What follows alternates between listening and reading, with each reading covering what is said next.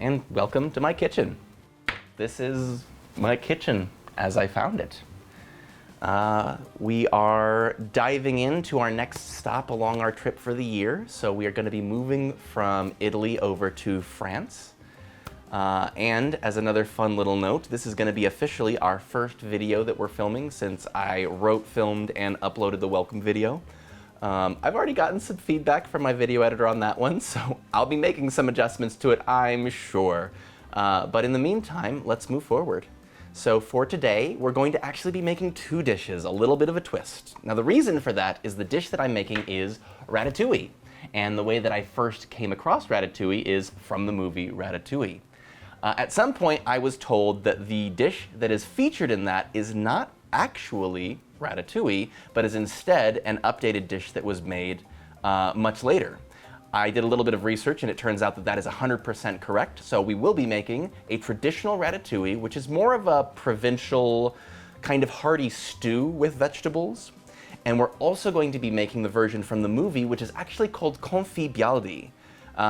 That particular dish, I believe, was created during the 1970s and was eventually put into a French cookbook, which was read and followed up by the chef who consulted on Ratatouille, and his version is the one that made it into the dish, or into the movie. So we're going to be doing the Ratatouille movie style of Confit Byaldi, and I'm also going to be doing a more traditional version of the stew style Ratatouille. So that's why I have two distinct sets of ingredients in front of me. They're going to be very similar because the dishes are very closely related, but there's going to be some key differences. So to start with, let's take a look at the Confit Byaldi, because that's what I was more familiar with when I approached this. So for Confit Byaldi, we are going to be starting with, of course, some eggplants.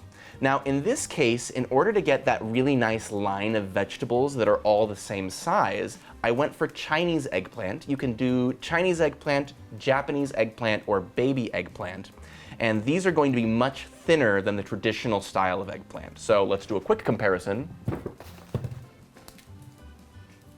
Not even close. And these items right here, this eggplant, would not match up with the thickness of the zucchini and the squash that I'm going to be using. So Chinese, Japanese, baby eggplant.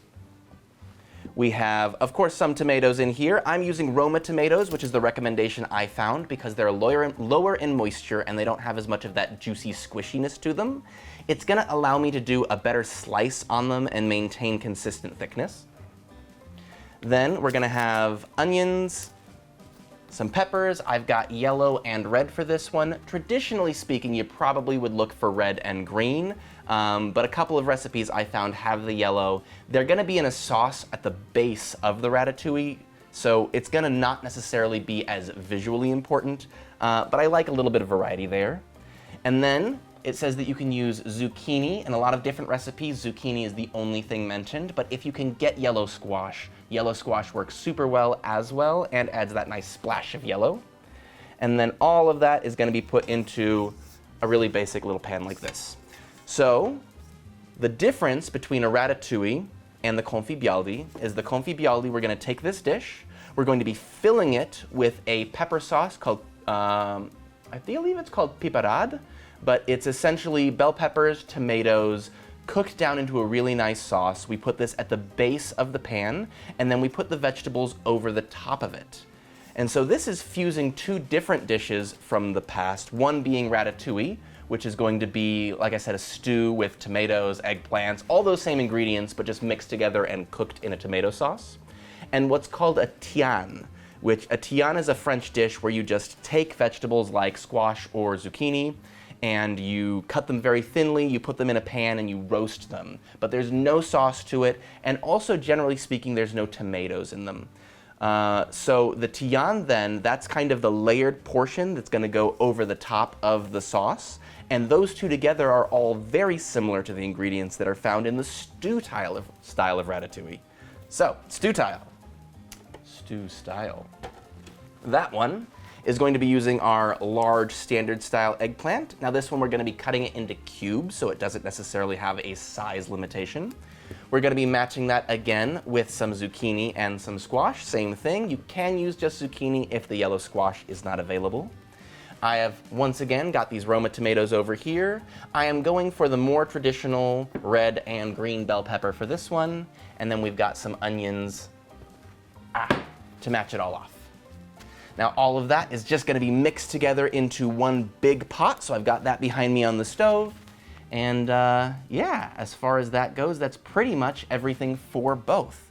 There is a little bit of garnish that goes on the end, which I've got some parsley right here for that. I've got a little bit of basil that I still have left over from the basil plant I bought when we made the ragu.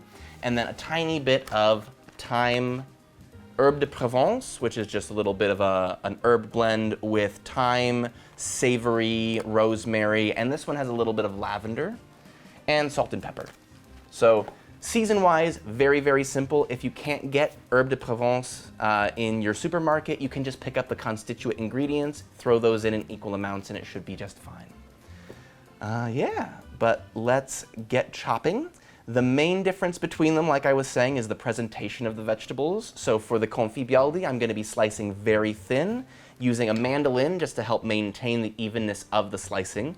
If you don't have one of these, you can definitely just use a knife. It's going to work just as well. I'm just going for really, really consistent slices there. And then I also, for the regular ratatouille, will just be cutting them up more into a dice and using this little device here to get the consistent dice on it and speed things up a little bit. So let's get into prepping some ingredients and then we'll get into the cooking. So like I was saying, we're going to be using a mandolin to slice the vegetables for this. You can, of course, use your knife and just make sure you try and do even, consistent slicing.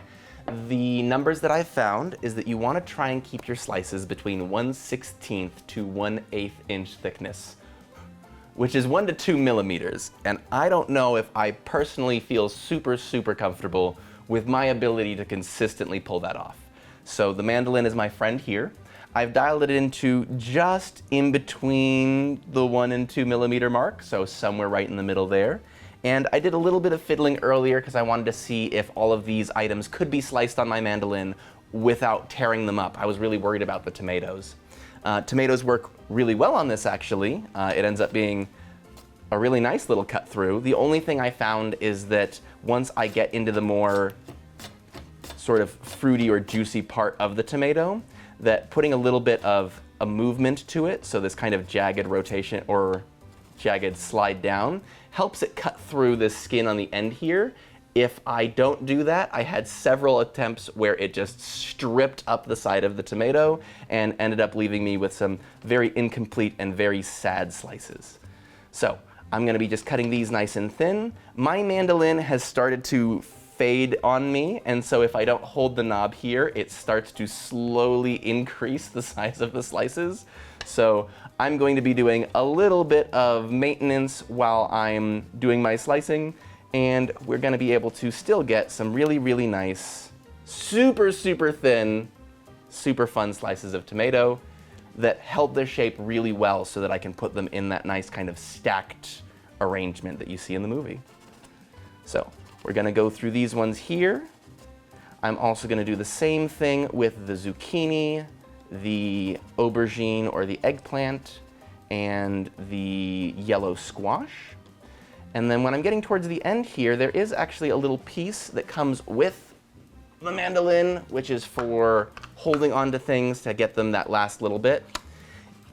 It doesn't get close enough for this slice to work. So I will not be using this. I'm just gonna be very, very careful. And for these extra pieces at the end, since they won't really match up with the slices of the eggplant and the zucchini anyways, it's a snack. So we're gonna grab these. I'm gonna get these just kind of arranged out on a plate. Doesn't really need to be in any specific order. I just wanna make sure that anything that is broken or any pieces that aren't going to translate well to the finished dish are gonna become snack pieces,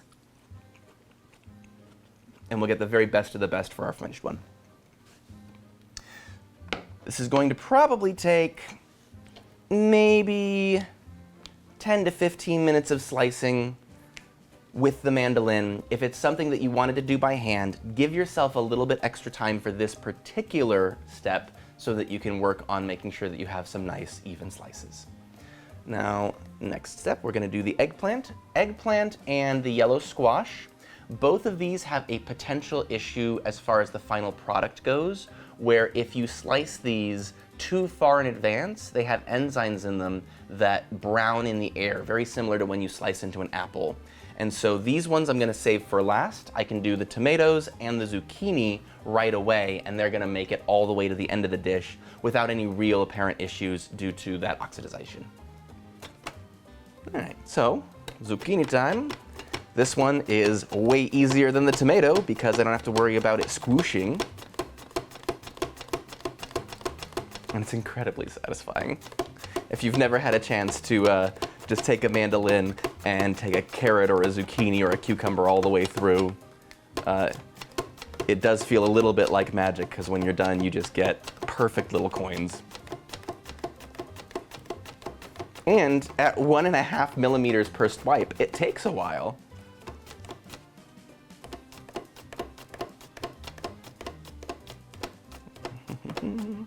Once again, getting pretty close. At this one, I could probably use that little slicer or the holder thing, but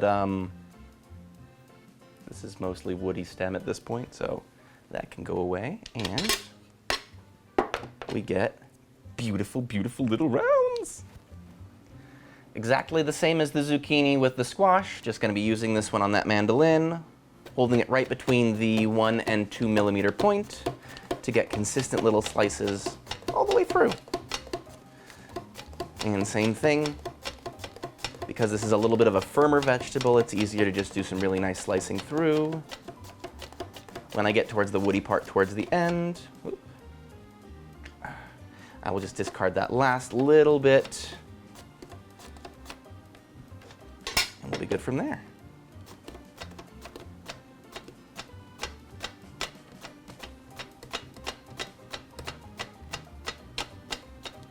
Now for some of these smaller slices, they will probably not make it into the final dish, just because I'm going to want to try and keep them as uniform as possible when I'm doing that sort of rosette pattern.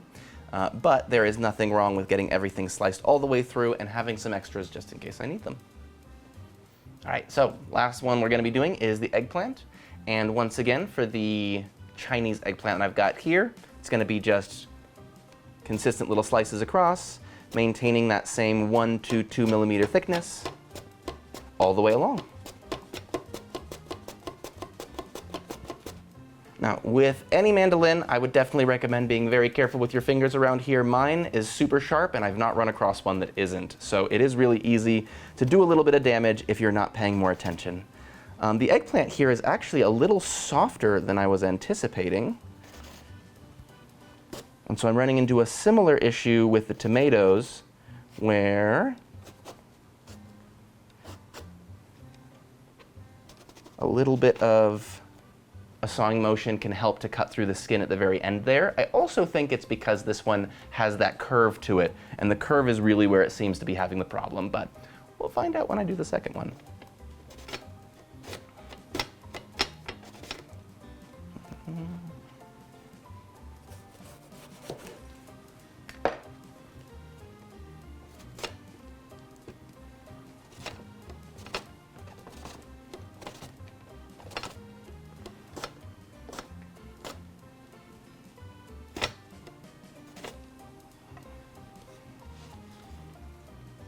And they're not perfect, but I'm definitely getting some decent slices out of this that we can absolutely use to create our Confit Byaldi. So no complaints here. It is going to be a little bit more delicate going with the eggplant. And if you don't have a mandolin, it might just be better to skip over that step for this particular vegetable and slice it by hand.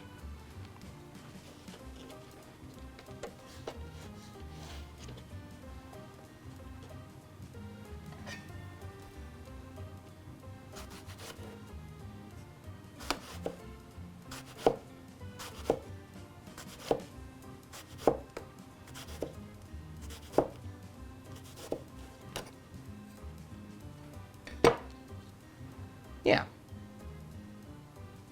And honestly, cutting them by hand, it's not a terrible little round. It's definitely not as consistent as some of the zucchini slices, but is absolutely usable for the recipe.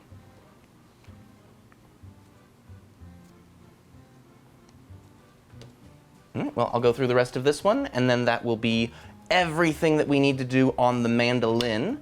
Once everything's thinly sliced, I'm going to do a little bit more prepping for the onions and the peppers, and then we're going to start moving over to dicing and cutting, which for the more rustic stew style of ratatouille is going to be the way the whole way through. And I think we are good to cut whenever you feel like it. So we have all of our vegetables already thinly sliced for our Confit Byaldi. The next thing is to prepare for that sauce, which is a piperade sauce. I looked it up to make sure that I got that one right. Now this one, it's just going to be the peppers, the onions, and a little bit of the tomato, and that's going to make the base sauce that we put everything else on top of. Now because of that, the onion, it says that I need a small-sized onion. Once again, this is definitely not a small-sized onion, but the stew style requires 2 to 3 onions. And so I'm going to have 2 onions of this size. For the Confit Byaldi version, I'm going to be slicing probably about 1/3 of this off and using it in the other side of the recipe. That way I can use everything from the onion without having to get specific sized ones. And for these, it's just going to be pretty simple. I'm going to be dicing them into a small or a fine dice. So for the onion, that just means a quick peel on it. And then I'm going to be cutting it into quarters and putting the quarters through our little chopper here. And then same thing with the peppers, just going to cut those into probably quarters again, push those through, and that will give us a really nice consistent dice for everything that's going in the bottom sauce.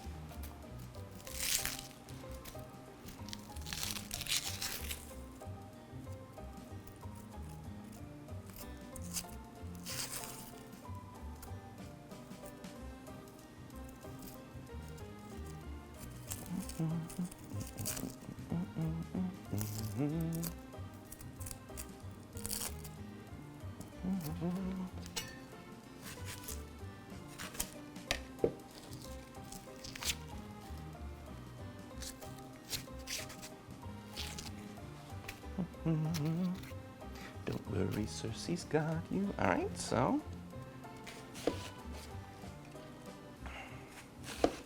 quick quarter.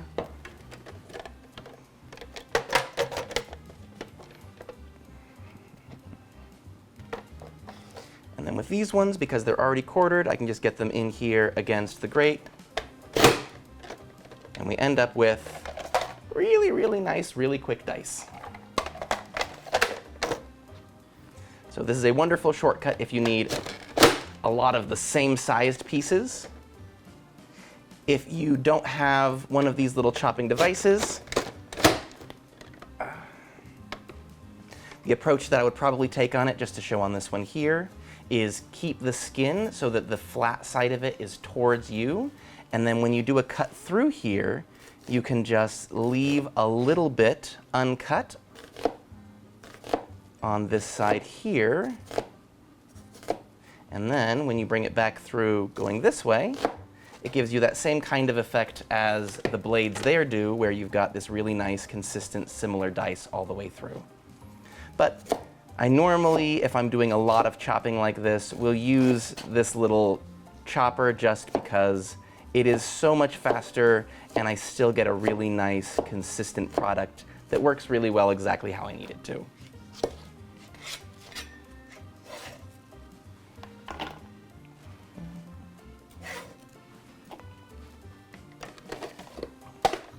So that is the full onion. I'm going to be pulling some of that out. Once again, probably about 1/3 of this, just because I think that that was not a small yellow onion. Now for the peppers, I'm not sure where I learned this, but what I've always done is I go from the base, and they've got these little divots in them. So I will cut from the base along those straight to the top here, but I won't cut through the top stem. And what this does is those little indentations are right where the seeded part of the pepper is. So if I cut right there and I pull back, it leaves the core intact. It allows for a lot of this white, I think it's called pith, to come off really, really easily. And if you notice, this does not have any seeds in it at all. So this is already a de-seeded portion of the pepper, and all I had to do was peel it back from the core. This one right here, same thing. I've got one seed over here, but that's on the pith, which I would be pulling out anyways. And another completely de-seeded bell pepper that's just really fast. From here, it's already in the quarters, so the quarters I can just put directly through the chopper, and it makes processing the bell peppers a very, very fast situation.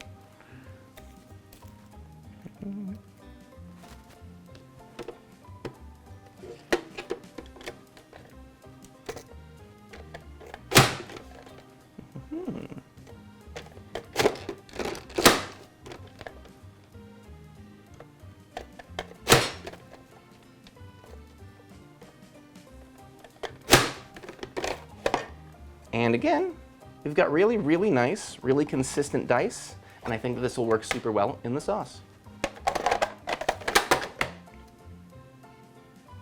That's supposed to happen. So, same thing with the yellow, same thing with the green, same thing with the red, and honestly, same thing with most of the ingredients in the stew style. For that one, I am going to switch over to the larger dice size so we can see that later, but this little handy chopper is going to be incredibly, incredibly helpful for this particular recipe.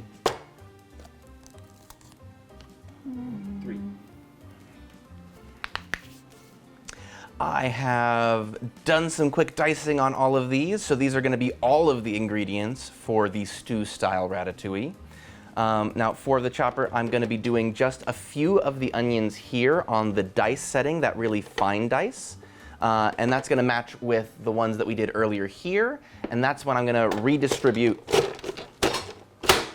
all of the onions to make sure that we've got a better variety or a better amount for each recipe. But both of them require them to be a thin dice on the onion side, so I'm just going to make sure that they're texturally all in the same place.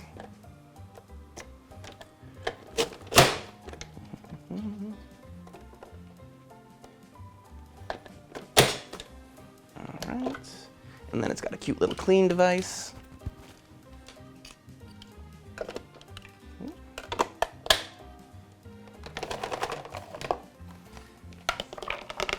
We're going to get this one all in here. And then to offset the size of those onions, I'm going to take a little bit of what I made earlier and just move that over so that this is going to be more analogous to a small yellow onion, which is what the recipe called for.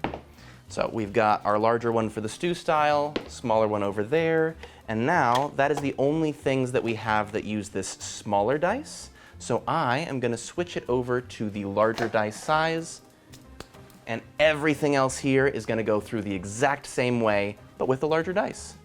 Once I find it. Be right back. Success. So, the recipes that I found say anywhere from an inch chunk, which to me seems very large for vegetable pieces in a soup, granted, or a stew. Granted, they're going to be softened quite a lot by this, but a lot of them are showing 1 to 1.5 centimeter, and this is going to be a lot more like that, and I think this is the size that I'm going to like for my experience. So we'll put that in there. We're going to drop things and make a lot of noise, and we're going to cut them up. They're like little towers of color.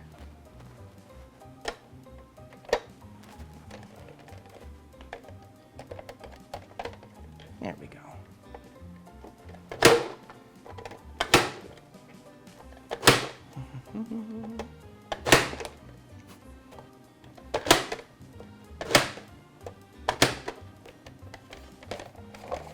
All right.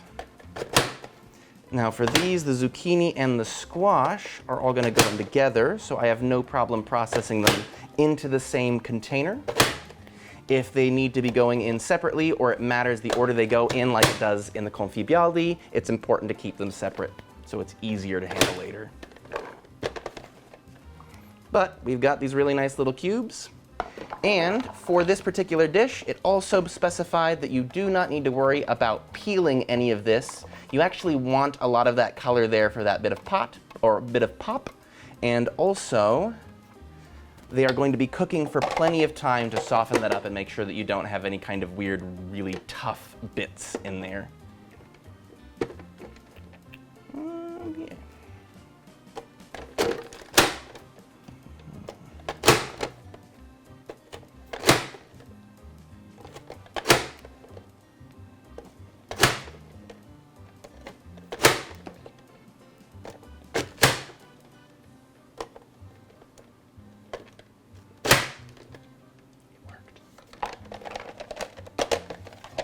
All right, fantastic.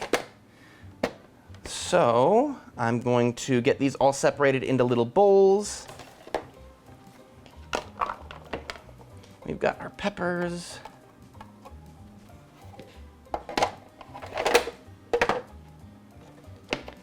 And eggplant.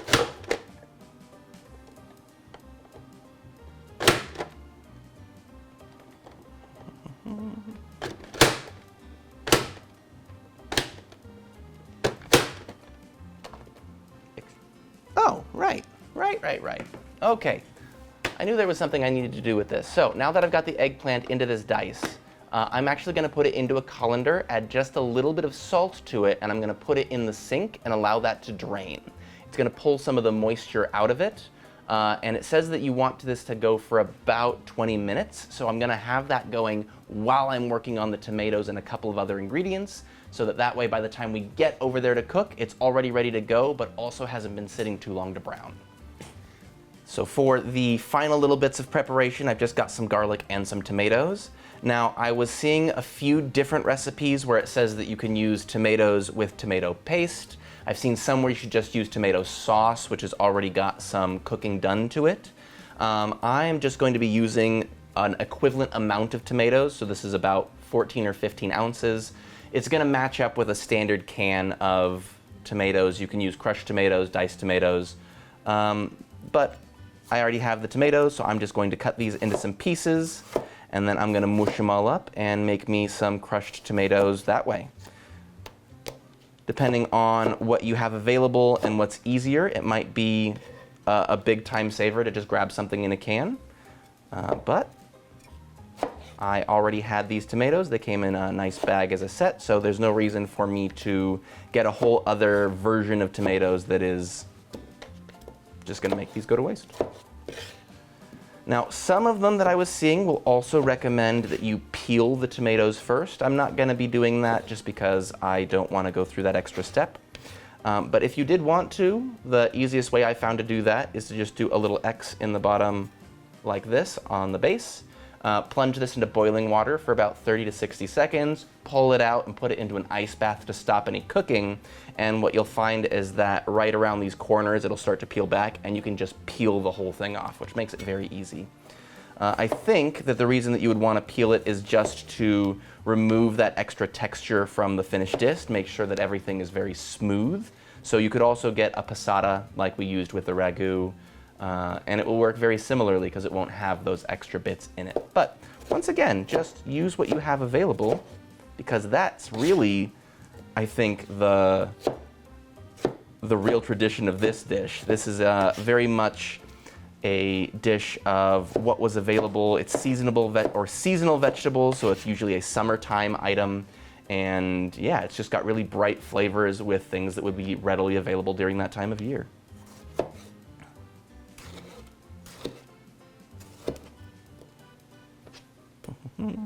Now to crush these, I've got a couple of ideas and I'm not entirely sure what one I'm going to use yet. I have a potato masher, which is my first idea, and I think that that'll probably do a good job of crushing them pretty quick. Also, if you have a food processor or a blender, you could probably blitz them very quickly on that.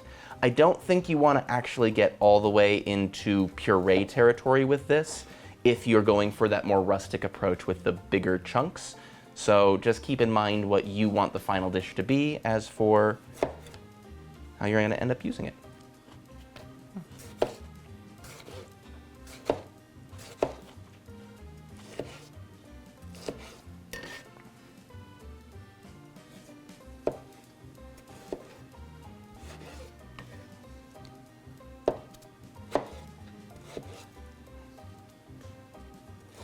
Wow, everything here smells very fresh and very delicious, despite the fact that it's just vegetables arranged in front of me.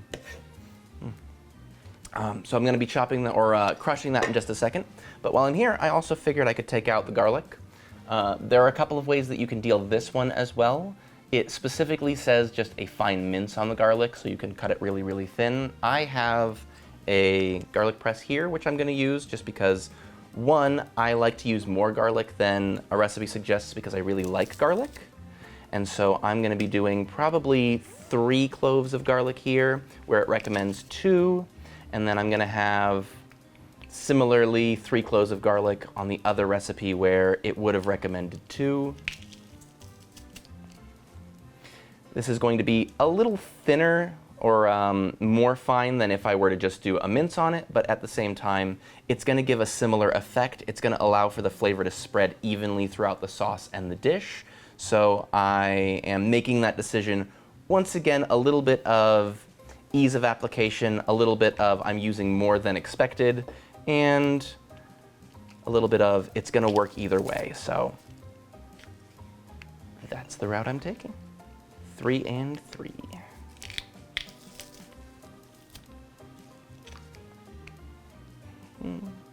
And when you're done with a garlic press like this, there's always going to be kind of a layer left in the end of it, unless you've got a really high-tech one that somehow gets everything pressed through. But in the case of mine here, I'm able to get this off, but then inside here is another layer of the garlic that's deep in there. So this you can actually just pull out, give a quick chop to, and it's almost the same as everything else that has been actually pressed through. I've never had any issues with that, so that's sort of my solution. You can toss this, you can keep it how you like, but I don't want it to go to waste. All right, so I've got our garlic there for both dishes, and see how well it works.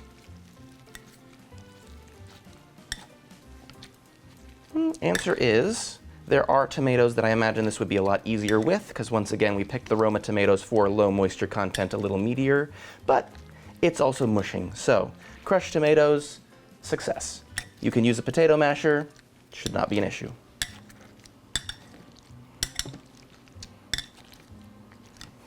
And you can probably cut.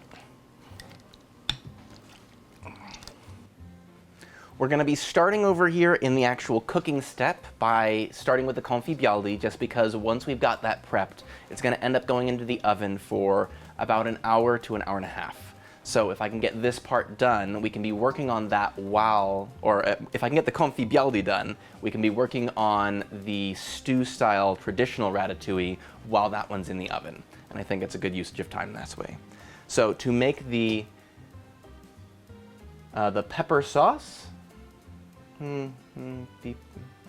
I think it's piperad. I think it was piperad. I looked it up earlier. It's in the video. You'll see it.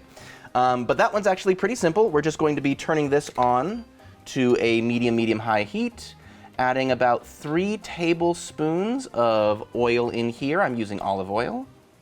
I'm going to give this just a couple of seconds, maybe 30 or so, to come up to temperature.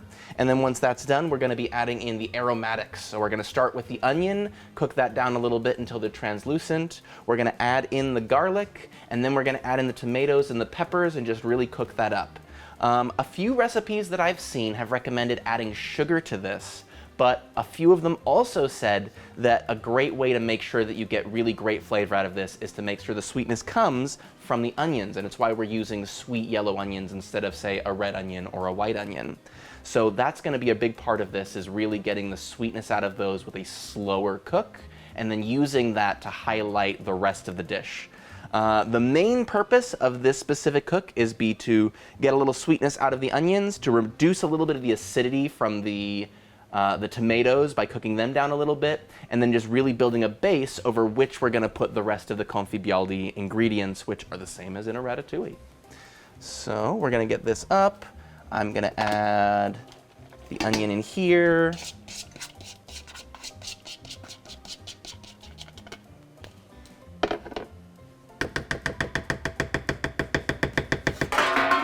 Exactly.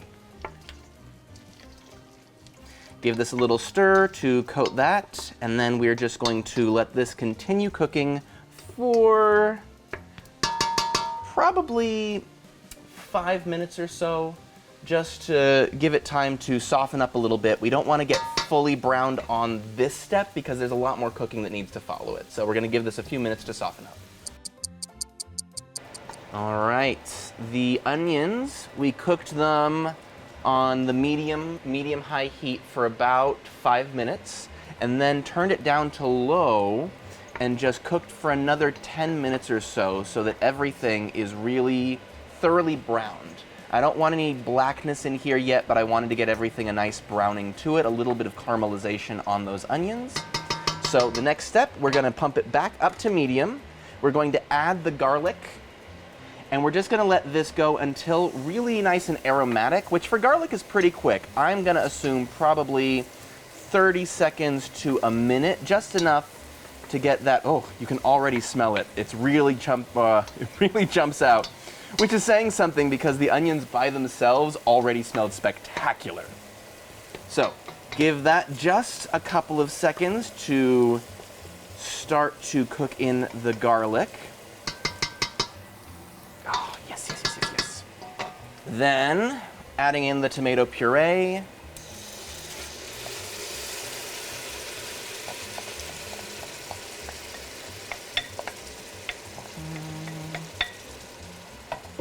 And those diced bell peppers that we did from earlier. Get this all mixed together. And we're gonna do a pretty quick cook on this one, maybe 5 minutes or so, to get these lightly softened a little bit, get everything melded together, and then we're going to, again, drop the temperature down and just let it simmer for maybe 10-15 minutes. This is really going to be cutting down the acidity on those tomatoes. It's also gonna help all of those flavors fully fuse together. So first things first, let me get this a little bit of heat on medium, a little more time to warm, and then same thing, bump it down to a lower temperature to simmer it out.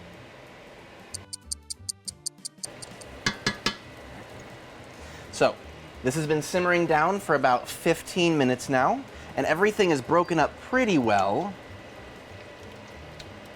I would say maybe 15 to 20 minutes, a little bit longer. Now, the recipe that I was looking at was saying that the next step is to put it into a blender and just puree until smooth. So that really highlights to me that if you didn't want to use the crushed tomatoes and maybe wanted to use canned tomatoes or even tomato sauce, that would be fine because the end result of this is you're going to want it to be smooth anyways. Now, my blender actually has a little bit of a crack in the back here, and I don't feel super confident with using it with liquids, and especially not really, really hot liquids. So I'm going to be doing a little bit of an adjustment, but it's really great for this kind of usage, which is an immersion blender. These used to be a little bit more expensive, but I think they've come down a lot. I seem to remember this one being maybe only about $20. I don't use it terribly often, but there are specific circumstances that it's incredibly helpful. And so in this case, it's why I have this really high-rimmed saucepan, because I definitely didn't need all of this space for the amount of sauce that I'm making here.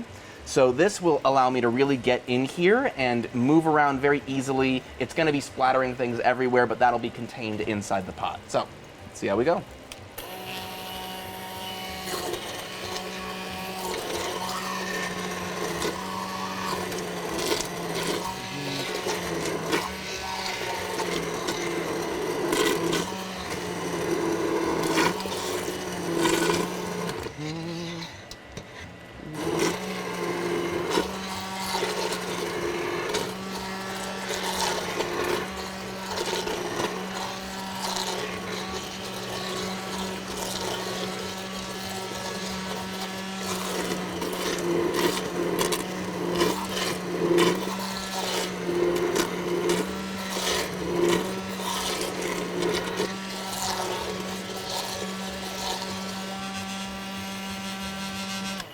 All right, so if we take a look now, we've actually got a really nice thick sauce to it. I'm very, very happy with the texture on it. I didn't go fully pureed, so there's going to be a little bit of chunks to it. I think if you really wanted to go super, super fine, that wouldn't affect it too much and might be better for an overall texture experience, but I don't think it's necessary. So we are now going to take this sauce and move it directly into our 10-inch little pan here.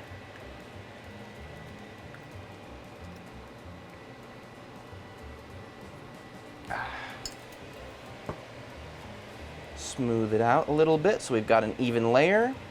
And then this is going to be the base upon which we build the rest of the Confit Byaldi. And by putting it on top of the sauce here as it's cooking, that's going to help to maintain the moisture of all of the vegetables, so they're going to keep up a really good tender moistness. We don't want them to get crispy or dry, and they're also going to infuse with all of the flavors of the sauce below it. So yeah, let's get building. I've got a little more. Come on, friend. Yeah, close enough.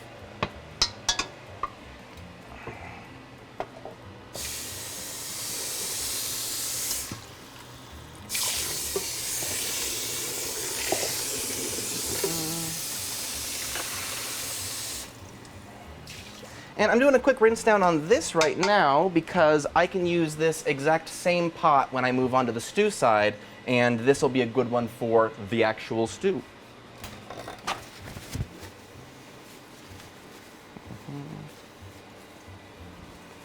Now, since I'm going to be cooking with it immediately, and all of the ingredients are literally the same, I don't need to worry about doing a really deep scrub down on it. I just want to try and make sure that I don't have a strong crust or residue on here, and that I've got a good base to start on the next step.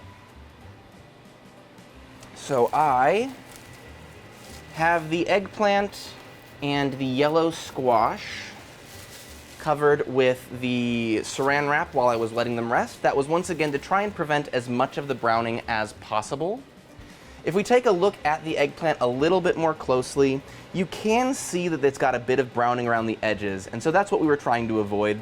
It's not browned all the way through, and it's definitely still got the vibrant purple and white color that's indicative of that kind of splash that you want for the ratatouille. So the next step is just to try and find some relatively similar sized pieces here.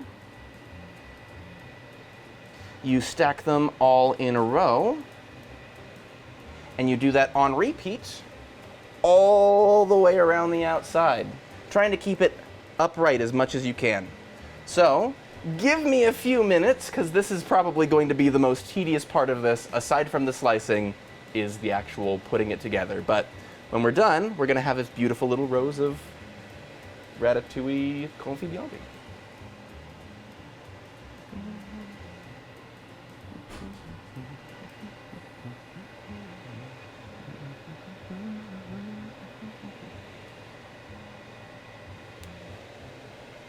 Yeah, see you in a few minutes. I'll let you know how long it takes.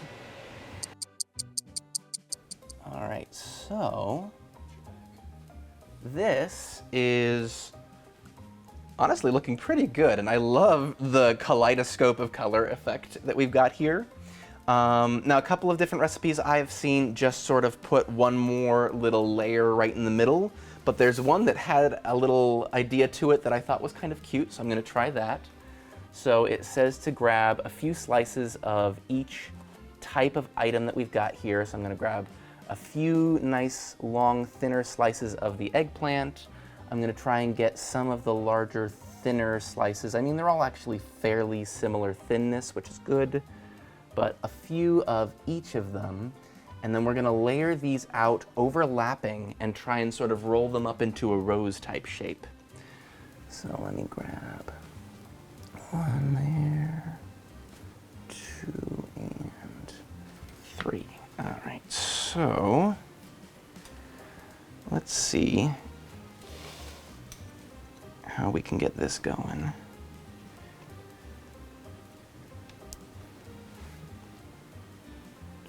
Eggplant.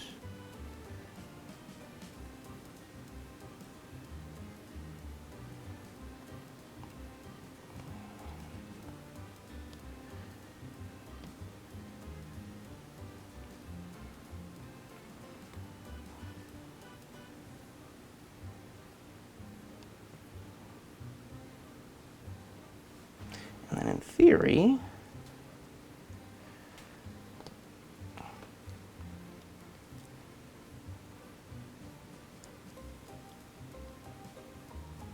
we can just keep rolling.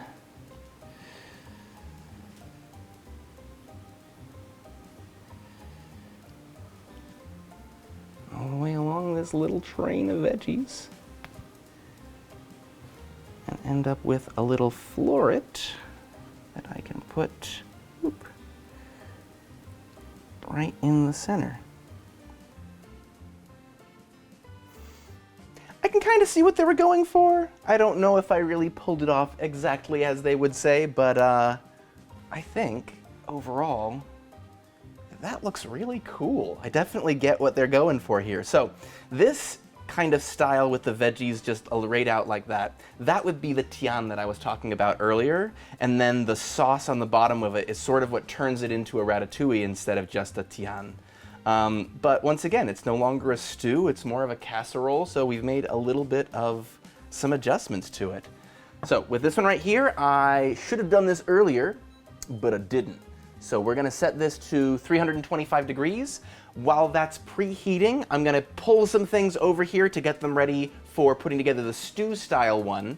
And also based on what I'm seeing here, I used 2 eggplants, 2 yellow squash, 2 zucchini, and 6 tomatoes. For the size of dish that I ended up making, I think I would probably only need 3 or 4 tomatoes, 1 of each, and probably only 1 of the eggplant if I was able to get really good consistent slices off of it.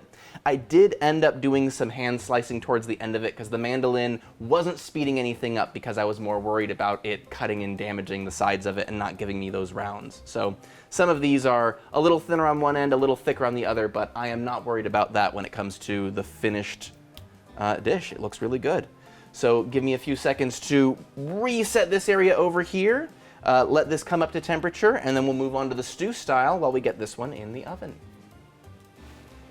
The oven has made it up to temperature, so last little finishing touches on this before it goes in. We want to take a little bit of olive oil and drizzle it over the top. This is probably just a couple of tablespoons. You don't want to go crazy since there's already a little bit that was done cooking the veggies out. Then we're going to take some fresh thyme and just sprinkle this right over the top. Try and get a pretty decent even spread of it. I've seen a few recipes where they will just put a sprig of thyme over the top of it as well. I'm gonna do that too, but I think that this is gonna be a better job of dispersing the flavor throughout the dish so that you get a little bit of that thyme herbiness everywhere. Also a little bit of salt and pepper.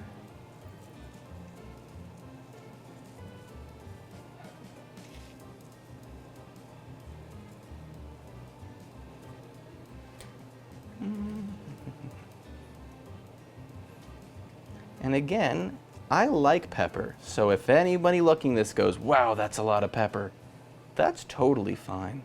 I'm fine with that. All right, so we've got that in there. I've got my little sprig of thyme on the top. And then for the first hour that is in the oven, I say first hour like there's a second hour. For the first hour it's in the oven, we're gonna cover it in foil and then uncover it for the remaining 20 to 30 minutes.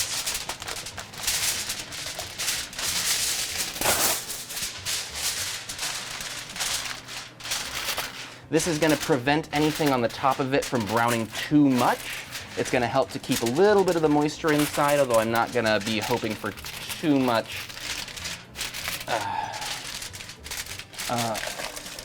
overflow on that side. And then all of this into the oven, center rack for 1 hour to start with, and then we'll pull the foil out and it'll be ready to go to the next one. All right, so it is time for us to move into the stew one. And starting for that, it's gonna be very similar. A little bit of oil to the pot. I'm gonna move it up to medium-high heat. There is one specific step that I'm gonna be doing in here that I only saw in a few recipes, but I do think that I wanna see how it interacts. So a lot of the recipes just say start adding the vegetables, cook them, soften them up a little bit, and continue adding things in.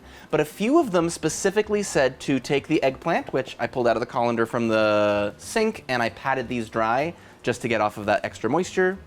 We're gonna put these in. We're gonna cook them for just a few minutes to soften them up, move them into a bowl. We're going to add the squash and zucchini and do the exact same thing. A few minutes just to soften them up, move them over to this bowl, and then once that's done, we're actually gonna start adding things and building the dish together. So the first thing that I need is just to get these lightly softened. It said a little bit of browning is fine, but I am not looking to fully cook these items right now. It's just to get that softening effect in there. This is not clean. That's better. So a little bit of mix, get this covered with that oil, and then I'm just gonna let this cook for probably 3 or 4 minutes. Little bit of softening going on, but don't wanna get to the browning step yet. Same thing with this one, so when I come back, I'm going to have a nice big bowl with eggplant, zucchini, and squash softened and ready to move forward to the next step. This is the softened squash, zucchini, and eggplant. So I've got all of that in here and ready for when it needs to be added in. I'm gonna add a touch more oil into the pan here because most of it was pulled up when I was cooking those through. And then it's just going to be slowly adding things over the next 10 to 15 minutes. So we're gonna start with the onions, put these in and just let them soften down for probably 3 or 4 minutes. In this case, we're not looking for browning. We're just looking for a little bit of softening to them, just like with the eggplant and the squash. Then we're going to add the bell peppers in, and same thing. We're just gonna cook for about 3 or 4 minutes, allowing these to soften down and mix into everything. And then after that, we add the tomatoes, the garlic, and start letting things simmer. At this point, it looks very similar to the Confit Byaldi. It's just the ingredients are in a different form. Also, fun little addition that I got from having made the Confit Byaldi first is I had all those extra tomatoes that were not used in the creation of the actual dish. I was able to repurpose those into the crushed tomatoes that I needed for the Ratatouille stew style. So, ended up working up really well. I still have some squash and some eggplant that I need to figure out a usage for, but I love not having things left over from cooking whenever possible. So a few more minutes here, bell peppers, tomatoes, garlic, and then we're gonna let it stew for a bit. So I guess when I see you in a few minutes, we can, when we see you in a few minutes, we'll be ready to move forward. Hi. All right, so onions have started to soften a little bit. There's a bit of translucency to them, but they are in no way, shape, or form browned. Adding in bell peppers, same thing. We're just gonna give these a few minutes to sweat off, to cook down a little bit, and to soften. Not necessarily browning, but you know, get them ready. Bell peppers and onions have really softened down. I'm starting to get a small amount of browning on the onions, but definitely nothing in the major caramelization there. So we're gonna be adding all of these crushed tomatoes. And once again, these are just repurposed from the Confit Byaldi, so if you have some extra ones available, that's great, but otherwise feel free to use canned. Absolutely, it was listed as canned in many, many recipes. And also the garlic. And this one, we're just gonna cook it for a few minutes, maybe 1 or 2, so maybe a couple minutes would be appropriate there. And at that point, I've seen a few things that say to add, say, wine or other liquids, but it's not required. I'm just gonna be adding some tomato puree that I had extra from when we did the ragu, so I'm gonna be using this instead of letting it go to waste. And a little bit of bay and oregano. These are things that I didn't have over there, so I completely forgot to mention them, but this is a great way to add some flavor while it's gonna slowly stew. So we're gonna give these just enough time to cook in there. Add in some oregano.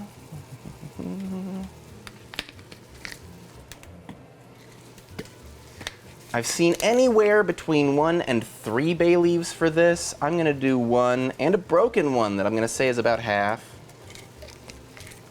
And I'm going to add in the herbe de Provence from earlier.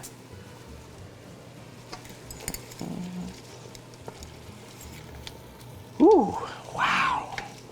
And the smell transformation on that was immediate and intense, and I love it. Whew.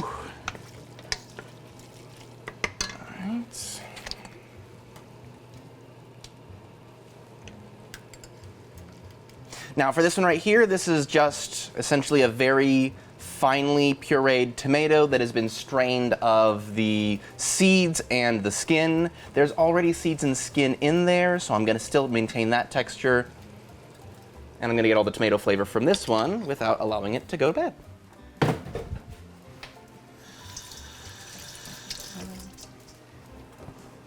All right, give this a mix, let it come up to temperature, and then I am going to just let it stew down for a little bit.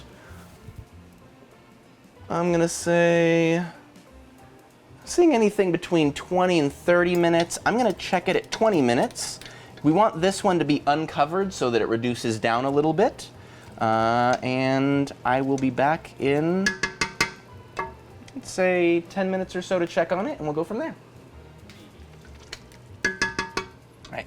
This has come up to a simmer with all those ingredients in, so now I can re-add our eggplant, zucchini, and squash. Get this mixed in, bring that back up to full temperature, and at this point, it is now gonna be about 15 to 20 minutes. It's very important that you have all the ingredients back in your pot before you just start letting it stew down. So, what I did see in some of the descriptions is at this point you should be able to see a really big variation between all the colors and flavors and everything in there. So, if you take a look, lots of greens, lots of reds, really, really bright. Over the course of this, it's going to really cook down. It should soften everything even more into a stew instead of these chunks. And I've been told that it's going to become a much less visually appealing dish because that was not on the table when it was designed. And going to be kind of a reddish, reddy, dark colored stew, but should have tons of flavor. So now we're going to let it stew down and we'll be back in a few minutes. This is progressing very nicely. It's definitely turned more stew-like. I think that the liquids in it have really started to, I don't know, meld everything together, so I'm very excited for that. I'm gonna give it a few more minutes, but at the same time, timer just went off, so we can pull the foil off the top of our Confit Byaldi here. And now for the remaining 20-25 minutes, it's going to be uncovered, allowing it to brown the top. There, and no more foil. All right, so get that back center, back in, and we'll set this for another 20 minutes. In the meantime, this will probably finish up in the next 5 minutes or so we can get this one off, season it up with a little bit of salt and pepper, and then at that point the Confit Byaldi will be ready, and then it's time to try some variations on Ratatouille, but let's see how it is. We've got a few minutes left on both this one and the Confit Byaldi, so I'm gonna do some of the garnish work just to get it ready for serving. Parsley, very, very simple. All you gotta do is chop it up really fine. So I've got a little bowl of parsley here. For the basil, there is a fun little technique called chiffonade that I'm gonna give a try to, and I think it's really interesting. So the French word chiffon is rag or cloth, and chiffonade is like in the style of a rag or cloth. Essentially, you're making strips of it. So what you do is you get these all laid over each other. You then roll them up into a little cylinder, like that. And then you cut along it lengthwise into very fine little strips.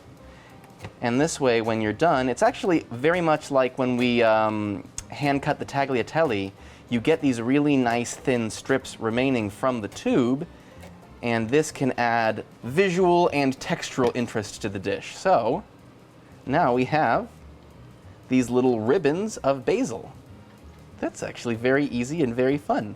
So that is going to be the basil garnish, and then we have our parsley garnish. I'm going to get both of these over to our tasting station over on the table there, and just about 5 minutes left for the ratatouille, and maybe 10 minutes left for the Confit Byaldi. Beautiful. Okay, so the ratatouille is thoroughly stew, and I definitely agree with the description that it is turned into a really kind of ruddy, dark color all together, all mixed together. It's not as much about the presentation for this one, and that's fine. I am going to pull, there's the half bay leaf. I need to find the full one still.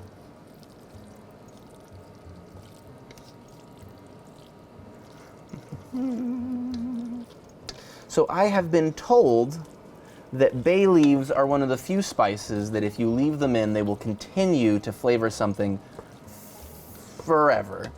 I've not personally done any of the tests to determine what kind of flavor bay leaves provide to things, but I have been assured by all of them that it is important that they exist, and I don't think I want to overdo it with this one, but it would be helpful if I could find the leaf.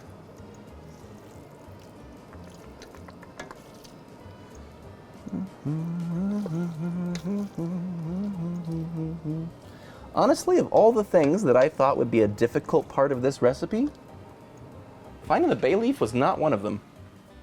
All right, bay leaves removed. Beautiful. This can go off the heat, and it is ready to serve up. And then it is also time for us to pull out our Confit Byaldi. Ooh, that just looks really pretty.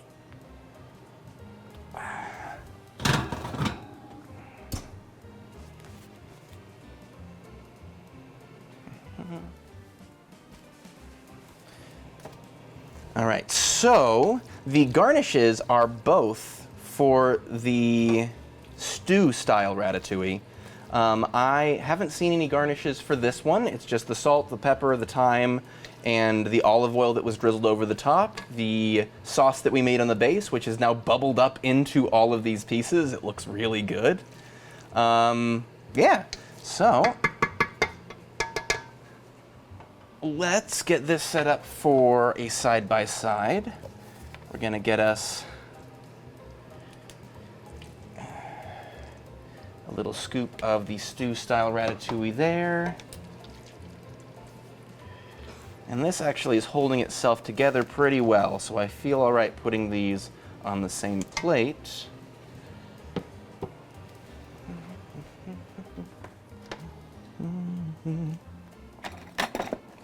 Let me get something a little more stable to pull this out. And I think best option is just to go in between some of the layers. Pull out a little segment between the layers, pull out a little segment,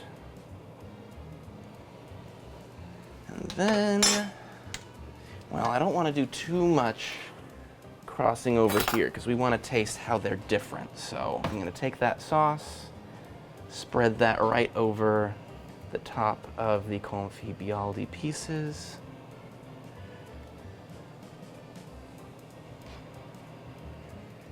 And then I'm just going to say that this has not really been super seasoned with salt and pepper. I've done a little bit along the way, but at the table I've got salt, pepper, the basil, the parsley, and a little bit of crushed red pepper flakes. A few recipes that I saw say adding that in for a little bit of spice. I think that that would probably have worked really well with these flavors, but I wanted to be able to adjust to that on a personal preference at the table. So time for us to move to the table and see how the two compare.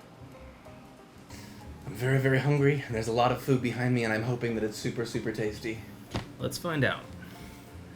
All right, so once again, let's welcome Bruce in. Thanks for joining. All right, so on your left here, you have the regular Ratatouille. On the right, you have the Confit Byaldi, which is kind of the style that is seen in the movie Ratatouille. Right. I've already added a little bit of garnish to the regular one, which is just basil and parsley. Feel free to adjust if you would like. And then I also have some salt and pepper up here, and there's some crushed red pepper if you want to add a little bit of spice. We shall see. I'm definitely going to be trying them first as they are, and then see where I want to spice from there. Should we do fancy or traditional first? Let's go fancy first. All right, fancy first. Let's get a taste of what the movie is all about. So I'm going to make sure that I get at least one slice of everything. So 4 slices will be one repeating piece of that. Okay, it's hard to get the tomato in there because it's a very thin... There we go. Just kind of rolled it up. All right, and then the sauce on there too.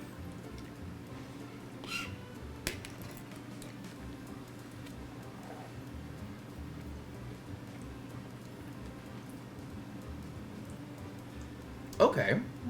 It's very vegetal. Because that's all that's in here. It's vegetables. It's very bright and fresh. You know, it's funny because I was thinking bright, but I'm like, that's not a real word you say about food. It absolutely is, and this is what it is. It tastes bright. That is true. It's all the tomato stuff. Yeah, but it's not like super acidic. I definitely think I'm gonna go a little bit more salt on mine. I think that's a good idea. And a little bit more pepper because I like pepper. And I do think that I want a little bit of basil on mine as well. Just to add an herbal sort of counterbalance to it. Alright. Let me get another set.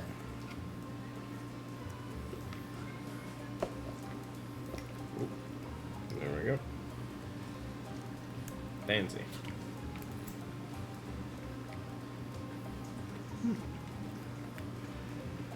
The extra salt does something. The extra salt does, and I would recommend the basil. The basil. 100%. Which one? This one here. It just... So basil is also a very bright flavor, but it's got a very unique herbal flavor to it that cuts through some of the tomatoiness. Okay. Because there's a lot of that going on. There's a lot of tomato. There's tomato in the slices. There's tomato in the sauce. And it was cooked in that. Yeah. So it's all infused with it.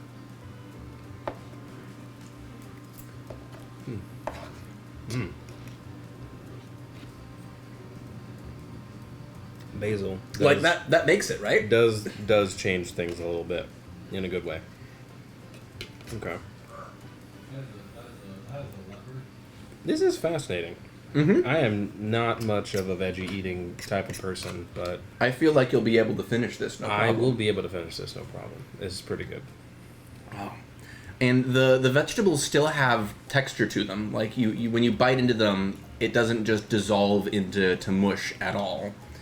But by having them layered like this, you get the difference. Like, it's not all the same texture. Because if it was tomatoes, it would just dissolve into mush. Right.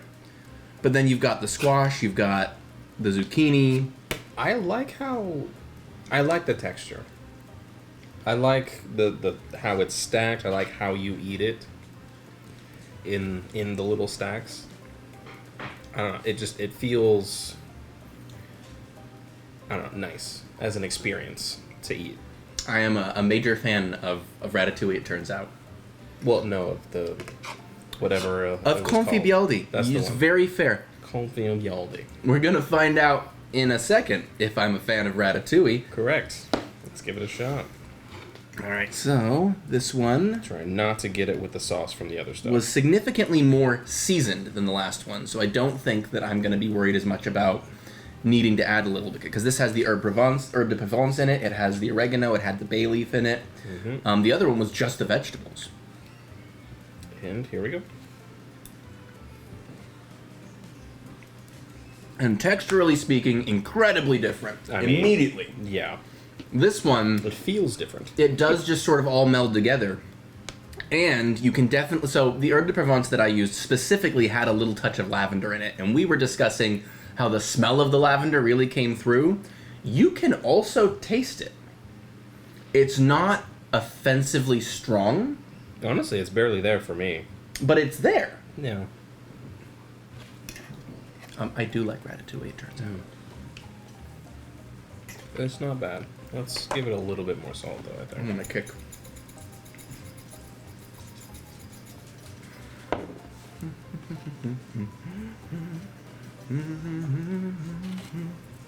Yes. All right.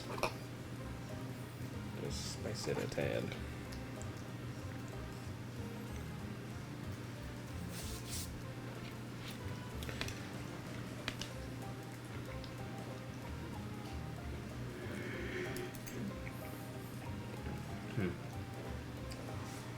Much better. I think the salt really brings it out better.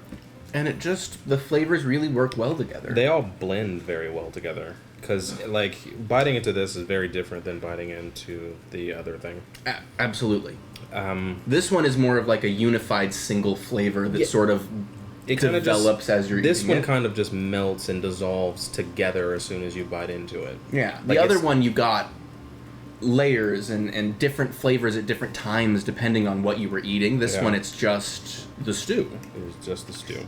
And it does blend very nicely. It's